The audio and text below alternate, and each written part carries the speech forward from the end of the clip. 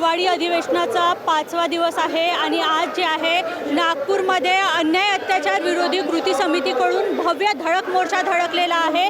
परभणी आणि बीडमध्ये ज्या घटना झाल्या त्याविरोधात आणि अमित शहा यांनी लोकसभा सभागृहात जे वक्तव्य केलं त्याचा विरोध करण्यासाठी कुठंतर आज ही सर्व जनता एकत्र आली आहे। नागपुरातील आंबेडकरवादी जनता एकत्रित आलेली आहे। आपल्यासोबत ॲडव्होकेट स्मिता कांबळे आहे। काय सांगाल ताई, आज तुम्ही इथे विरोध प्रदर्शन करता? जय भीम, जय भारत, जय संविधान। मी ॲडव्होकेट स्मिता कांबळे, समता सैनिक दल। तुम्हा सगळ्यांनाच माहिती आहे की देशातील आता परिस्थिती कशी आहे। देशामध्ये लोकशाही राहिलेली नाही आहे। गेले 10 वर्षापासून तर इथे ठोकशाही आलेली आहे आणि नकली लोकशाहीची स्थापना या ठिकाणी BJP सरकारने केलेली आहे। जर खऱ्या अर्थाने लोकशाही असती तर इतक्या मोठ्या प्रमाणात दंगली घडल्या नसत्या।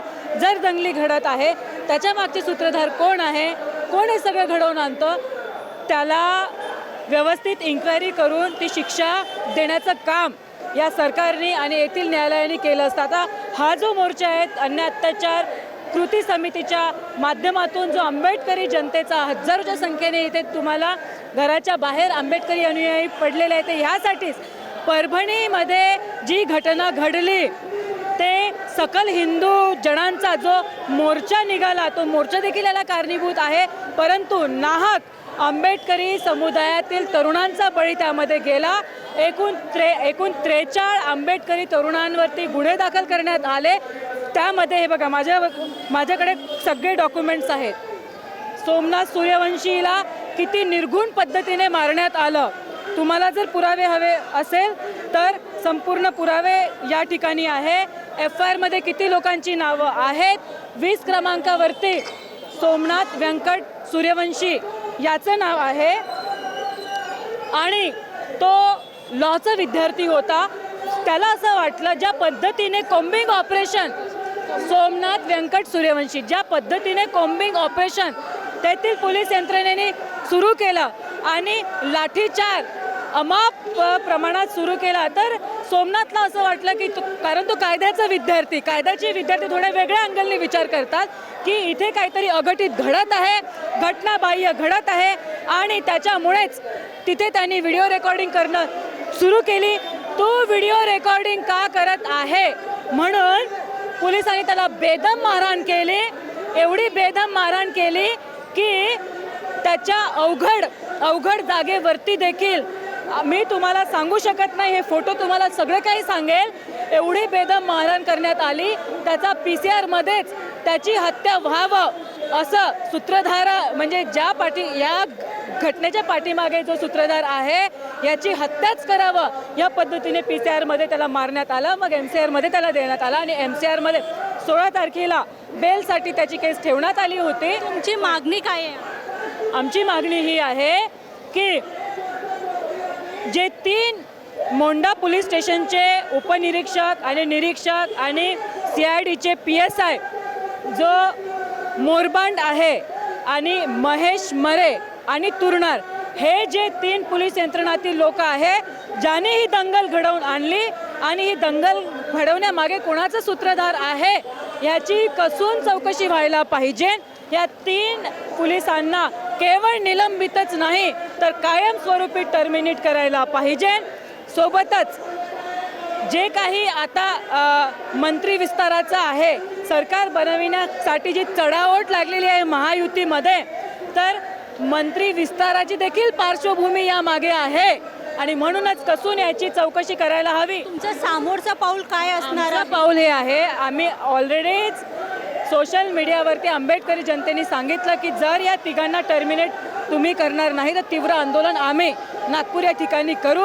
अजूनही त्यांना टर्मिनेट करण्यात आलं नाही म्हणूनच आमचं हे आंदोलन आहे।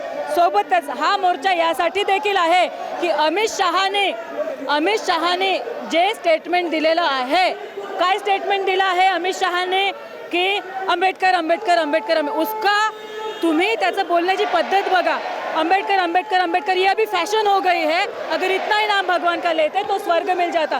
तो इसीलिए इस जो आंदोलन में हम लोग यह भी डिमांड कर रहे हैं कि साथ में जो खुद को गृह मंत्री बोलता है, डॉक्टर बाबा साहब अम्बेडकर के संविधान की वजह से गृह मंत्री उसको पद मिला है, उसने अम्बेडकर जी का अपमान किया है, उसने भी इस्तीफा देना चाहिए और वो 3 लोगों को बर्तरफ करना चाहिए। Thank you. भाव सुरू झाला. आज भावनी जे आहे आंबेडकर भेट दिली. आपण बघू शकतो. तो काय सांगाल? एक लक्षात घ्या की आंबेडकरी समाज या ठिकाणी प्रचंड खवळलेला आहे.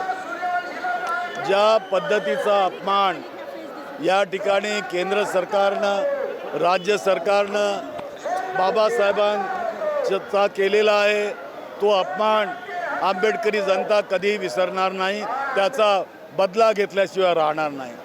आम्ही या ठिकाणी जे काही आम्ही जिवंत दिसतो आहोत किंवा आम्ही या ठिकाणी जगतो आहोत ते केवळ आणि केवळ परमपूज्य डॉक्टर बाबासाहेबांमुळं आहोत.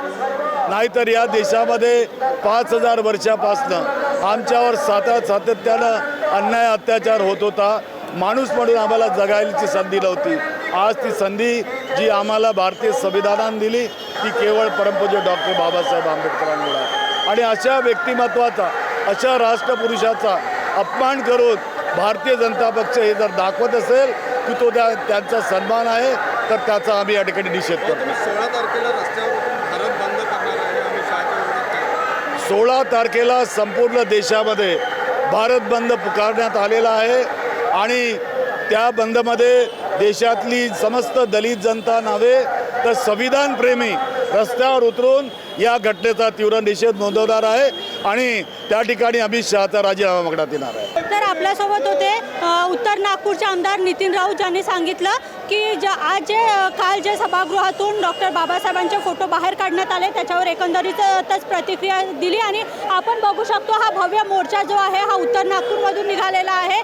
जे अमित शहा यांनी वक्तव्य केलं त्या विरोधात आणि परभणीमध्ये ज्या घटना घडल्या त्या विरोधात कुठेतरी आज उत्तर नागपुरातील जनता ही रस्त्यावर उतरलेली आहे आणि त्याचा निषेध करते आहे. येणाऱ्या 16 तारखेला जे आहे भारत बंदचा इशारा देखील जे आहे हा आंबेडकरी जनतेकडून देण्यात आलेला आहे. VKB न्यूजसाठी स्वीटी कांद्रेकर, नागपूर.